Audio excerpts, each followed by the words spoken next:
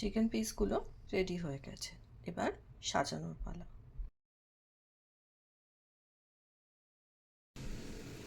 Low fat mayonnaise, light mayonnaise, বড় চামচ বা বড় হাতার 1 চামচ, একটু স্পাইসি করতে হবে। চামচ টমেটো সস, 1 চামচ শেজওয়ান সস, এটা অপশনাল, আপনারা চাইলে দিতেও পারেন, নাও দিতে পারেন। এবারে ভালো করে মিক্স করে নেব মেয়োনিজের সাথে। রেডি হয়ে গেছে। হোল হুইট টর্টিলা, আমি তেলে ভাজছি না, জাস্ট সেঁকে নেব।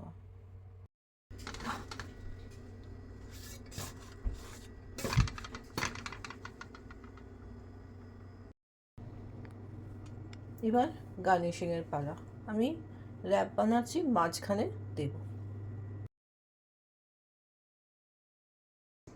মিক্সচারটা দিয়ে দিচ্ছি।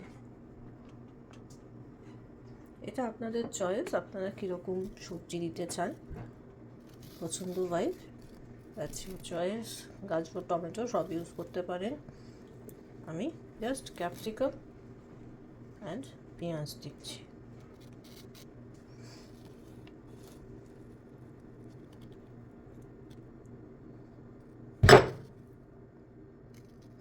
এরপরে এর মধ্যে দিয়ে দেবো করে রাখা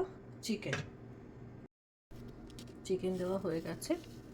এরপরে দেব অল্প পেঁয়াজ।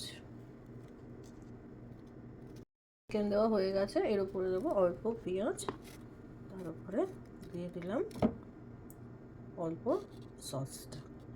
এবার র্যাপ করাটা ভীষণ ইম্পর্ট্যান্ট। কীভাবে আমি র্যাপ করছি, র্যাপটা কিভাবে করবেন সেটা ভীষণ ইম্পর্ট্যান্ট। ফার্স্টে ফোল্ড করতে হবে সাইডে দুপাশ। ফার্স্টে এদিকে, আমি যেহেতু এক হাতে ক্যামেরা ধরি, এটা আমার জন্য একটু ডিফিকাল্ট হয়ে যায়। ফার্স্ট এদিকে, তারপরে তলাটা মুড়ব, এটা করলাম। এবারে রোল করব, রোল হয়ে গেল। ভেজিটেবলগুলো বেরিয়ে এসেছে, এগুলোকে আমি একটু ভিতর দিকে ঠেলে দেব। এবারে সাইডগুলো মুড়ব সামান্য, ব্যাস। এবার লাস্ট উল্টে দেব। যেহেতু আমি এক হাতে ক্যামেরা ধরি, ব্যাপারটা একটু ডিফিকাল্ট হয়ে যায়, but anyways wrap is ready. Wrap is ready এবং ডেফিনেটলি ট্রাই করবেন, ভীষণ ভালো খেতে হয়।